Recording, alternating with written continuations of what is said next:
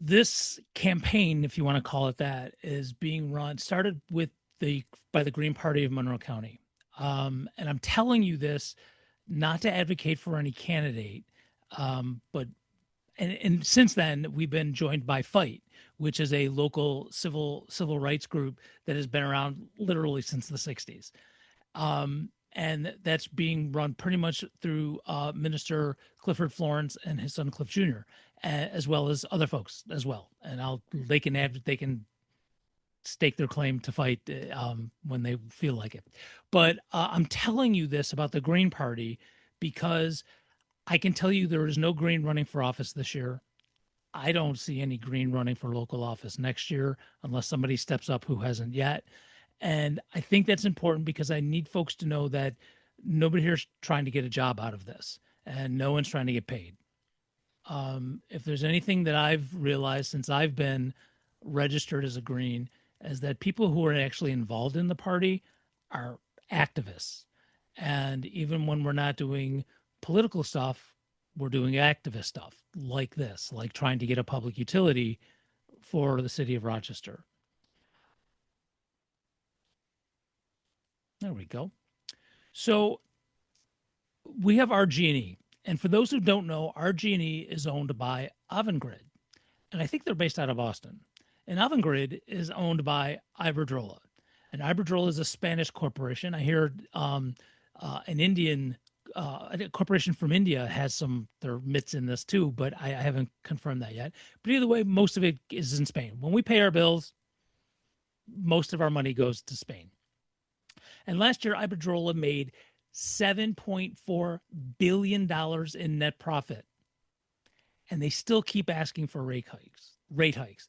They're a parasite. They will never stop asking for rate hikes every single year.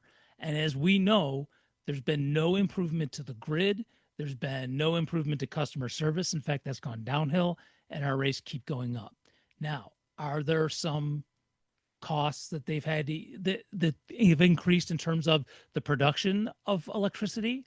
Yeah, absolutely, but not to this point. And we shouldn't have to be footing that bill when they're making $7.4 billion a year. So we want to replace RG&E with a public utility. Now, a public utility is an organization like a regular for-profit capitalist utility that delivers electricity and gas to our houses and to our businesses. The only difference is where the money goes once we pay our bills.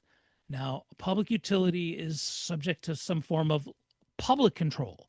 Now, that's up in the air. That can be anything from an authority like the water authority, like we have here in both the city of Rochester and Monroe County, or it can be literally a community-based board of directors that make not the day-to-day decisions, but like a nonprofit that make the overall big picture decisions, while employees, like probably the same employees we have now, would be making the day-to-day decisions. That's what we're trying to get, so that the money we pay stays here. Its overarching goal is not to raise as much money for stockholders as possible. If anything, any money left over will be to improve the grid and to pay off debt to start this thing, which we're going to get to in a couple minutes. Okay, now in New York State, there's only one way for a municipality to create a public utility. Now, this is by New York State law. There is no other way to do this. So now there is some wiggle room within each one. We're going to get to that as I go through these in just a sec. But I want to point out, and we can talk about this more later on, that this is, when you look at this is the reason we are focusing on the city of Rochester only. And this petition that we started on Saturday and is going to run through towards the end of July, which we'll talk about, it's only for residents of the city. Now, it's different from a political campaign. You don't have to live in the city to get signatures. You don't have to be a registered voter to get signatures. We're just asking that you live in the city to be able to sign the petition, and that's all. So these 3 steps. The first thing you have to do is you have to conduct a feasibility study. That shows that this is a doable thing, whether it's cost and infrastructure, all that kind of thing. The second thing you have to do is, assuming the feasibility study says, yes, we can do this, is have a referendum on creating the public utility. And that just means we vote on it. And I cannot see this being anything but an overwhelming yes, we want that. We're all fed up with RG&E. In fact, the only people I have talked to who said they don't like this is because they don't think it can be done. But I disagree, as you will see.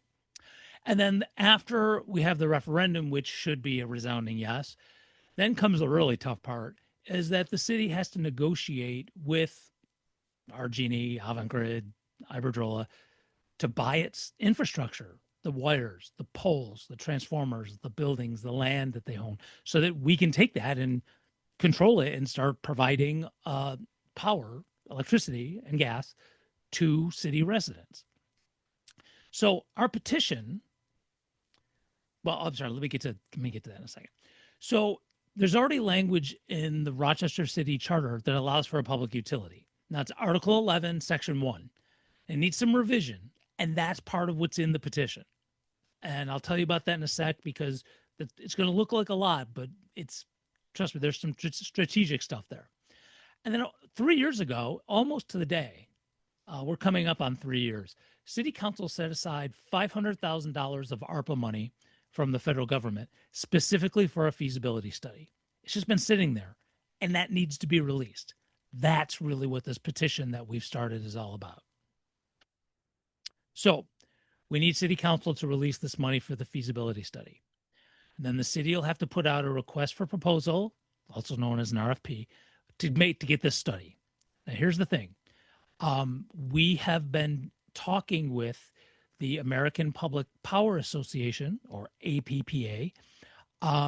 They specialize in helping and supporting public utilities that have already been started and municipalities who want to get them started. And in our conversations, they have given us this list of consultants that do these studies. And we want to advocate for the group or the company, whatever you want to call it, that does the study to be from that list.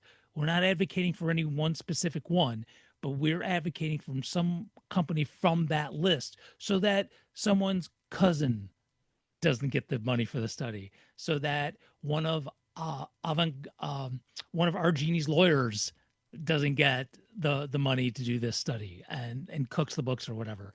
So we think this is a neutral list of companies that can do this, and that's what we're going to be advocating for. We're not there yet. Okay. We got to get this money released first. So how do we get the study?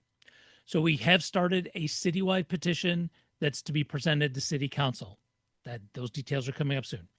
And it's calling for a change in the language to the city charter and the release of the $500,000 for the study.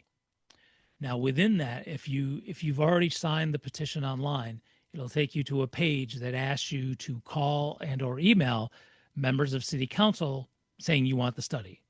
The petition itself on paper does not have that, but we do have a flyer with that. So if you choose to help out by getting petition signatures on paper, we can give you that list as well. We would like to have, well, we don't have a number, but a significant number of petition signatures for the July 23rd Speak to Council meeting.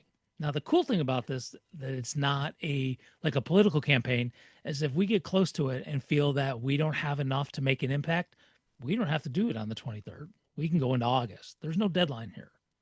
So we've just set that goal. We didn't want to do it for June because we wanted a little bit more time, and City Council is going to be focusing on the budget. They have to pass the budget in June. So their eyes are going to be on that. That's where they're going to be focused. And so we thought July 23rd would be a decent amount of time from last Saturday to then to get thousands of petition signatures. So what we got to look out for once we get this going, the city hiring a firm that's not on the APPA list. Once we get some momentum here, RG&E, Avantgrid, Iberdrola, they are going to crush us with propaganda. There's going to be ads. Before they had employees with their Avantgrid T-shirts and all that show up to City Council and say what an awesome company it is and how they're doing amazing work. And we know what that is. It's employees doing it because their bosses tell them to. And the eventual board of this new utility has to be made up of people who do not have our best interests in mind. For example, Bob Duffy is on the board of directors of Avantgrid, and he is pulling in I, six figures. I want to say it's 500,000 a year, but I may have that number wrong. But he's pulling in six figures to sit on this board. And there's people like that. We have to make sure that whoever's running this public utility are not from the Bob Duffy clan or anybody like that. So we also got to start thinking long term. So what happens after we get the public utility? We also should advocate for state and federal funding to reduce the reliance on bonding to finance the acquisition of infrastructure. So some different people have crunched some different numbers.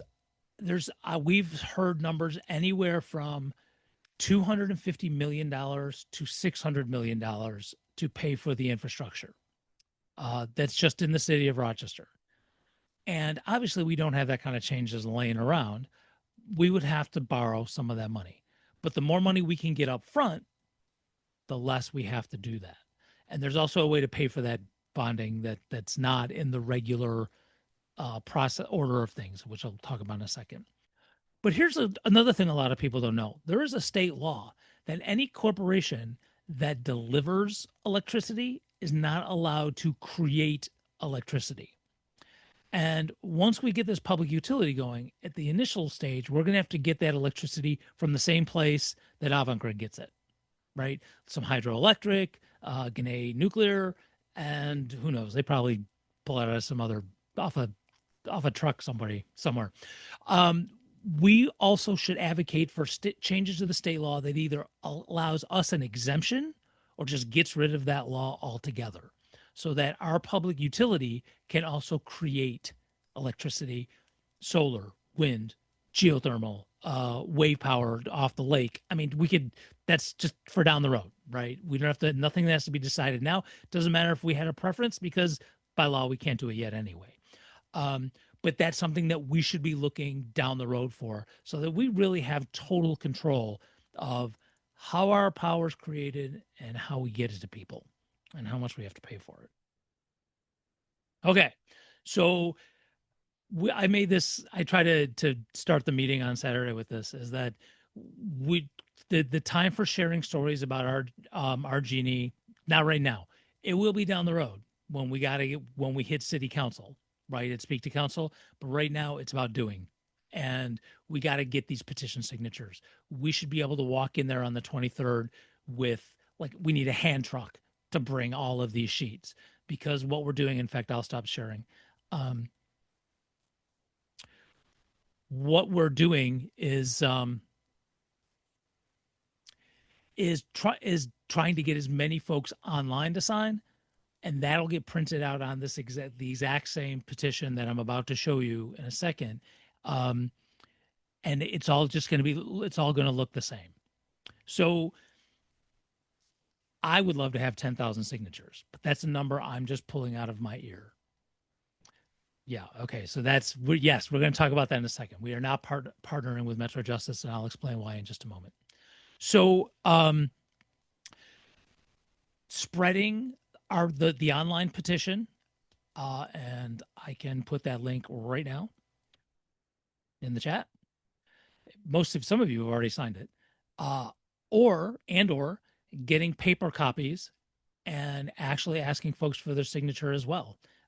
I will be tabling at various things coming up over the next 2 months. I'm at the Rochester Deaf Festival on Saturday. We'll be doing Pride, the food truck rodeo.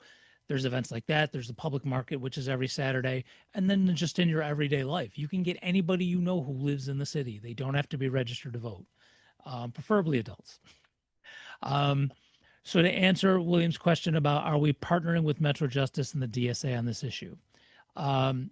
We are not. Are we talking with them? Absolutely.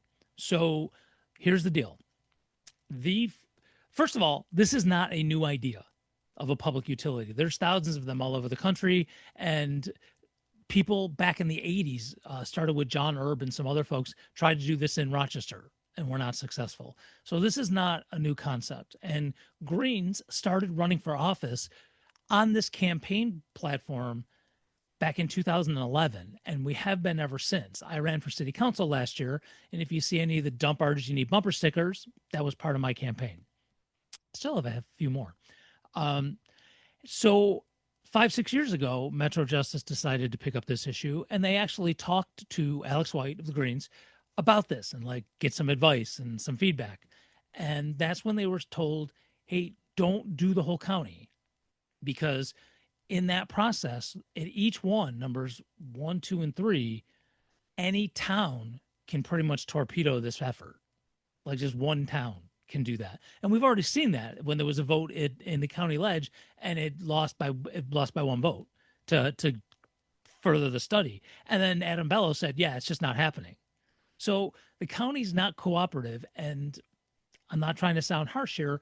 Metro's still spinning their wheels on this, and they're still they're open-minded. They're saying that they're open-minded, but they're still technically focused on the county. We have never thought that was a good idea. We don't think that's a good use of energy, and we don't think that can be successful. That's why we decided to focus on the city first. Once that happens, or once we get to a certain point, if other towns want to come on board, that's fine. I would rather that we lend our expertise to help them do an individual municipality like Fairport has, like Spencerport has, to have them do their own. At some time down the road, if we wanted to all merge, if we all had our own public utilities, that'd probably be very smart. But just the way the state law is set up, it's just not a doable thing. So Metro knows what we're doing. We know what they're doing. We keep having conversations. We really have no interest in going countywide. We've seen that will not work. So I know it sounds like we're being stubborn that we think, but we really think this is the best way to be successful at it. In the meantime, if there's folks from the suburbs who, don't think they can organize in that town, I'm just picking one at random, then we would say, then you should totally hook up with Metro Justice, because they're still focused on the entire county. And if there's some breakthrough there, we'd have no problem jumping on board to that fight. But right now, we just don't think that's going to work. There hasn't been any evidence that's shown that's going to work. So we're not going against each other. We're not contradicting each other. We have the same goal in mind, the end goal, but we're just taking different paths to get there. Those paths may cross someday. And like I said, we keep talking. We were invited to co-sponsor their event they had last Sunday, and we did. We didn't get a chance to do a lot of promoting because we were doing our own thing at the library the day before. But yeah, we still have no problem with working with them on this issue as a whole. Any other questions?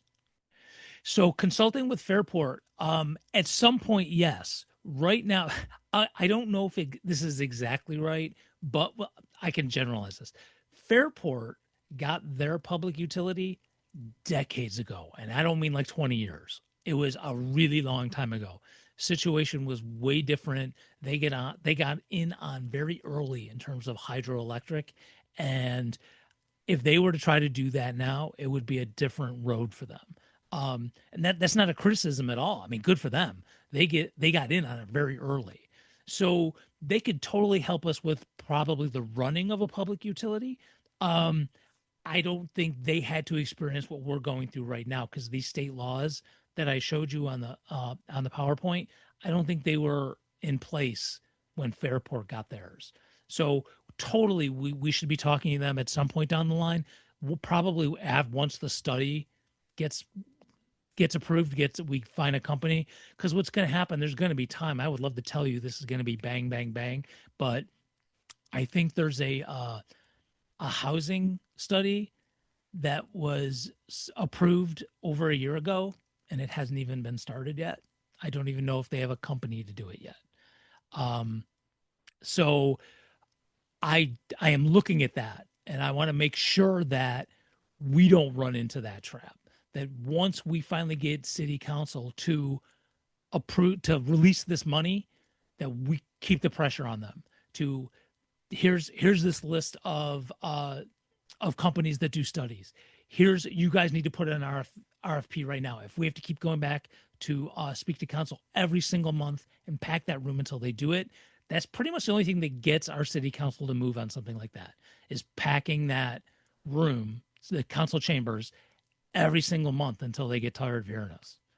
So I do think that's how that's going to work. Once that gets going, I think consulting with Fairport would be amazing. I, I mean, any insight they could give us would be beneficial for sure. Just a little early in the game for that right now. Oh, so something that was brought up on Saturday, and this is one of the really cool things that the work that Metro Justice had already done. They were able to figure out that every year RG&E gives $90 million in profit to Iberdrola, right? So that's $90 million that they send over to Spain after their operating costs are done. So if that's true, our public utility would not have to take that much money. And I'm going to put our quotes on profit because it wouldn't be profit for the public utility. We don't have shareholders like that. But let's say we just at the beginning just took half of that, reduced rates, and only made half of that extra after our operating costs. That would help pay the borrowing. We would pay that off so much faster than just worrying about bonds. We'd have to bond it at first to borrow the money and then pay off those bonds ahead of time. Also using the money for a little while to seriously upgrade the grid that RG&E is not doing. They keep saying they are, but they're not. And then once all that's taken care of, the borrowing's paid off and the grid is updated, then we can reduce rates even more. I mean, this is going to be a reduction in rates just off the top, right at the beginning, because profit's not the motivator here. But we should keep making extra more than operating costs at the beginning to pay off the debt, which will help us our fiscal solvency as a city, and also to upgrade the grid, which we need tremendously. Everybody needs that, actually. Okay, so if you haven't seen it, I'm going to share my screen again. Let me do a quick. Oh, not that one.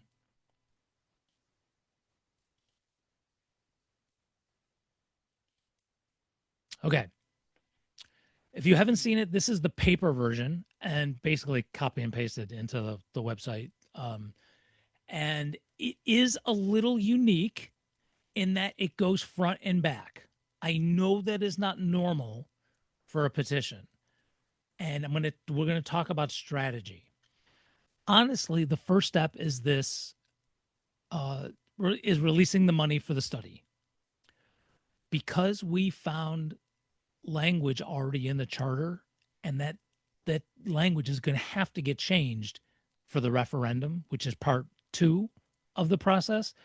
We decided to put our suggested changes to the language as part of this petition. Again, this isn't for a referendum. This petition does not start a referendum, so it's not legally binding. But what it does is 2 things. It gets them used to this language so that we can talk about it down the road, right? When we get to that point for the referendum, assuming the feasibility study shows that we can do this.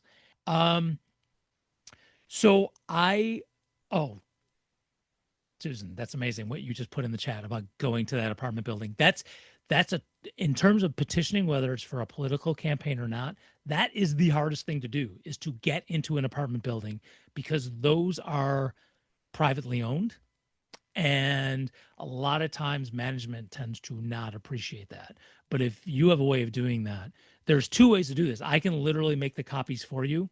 I have a stack of blank ones now. I can get those to you. Or I can also, and I was semi-prepared for this,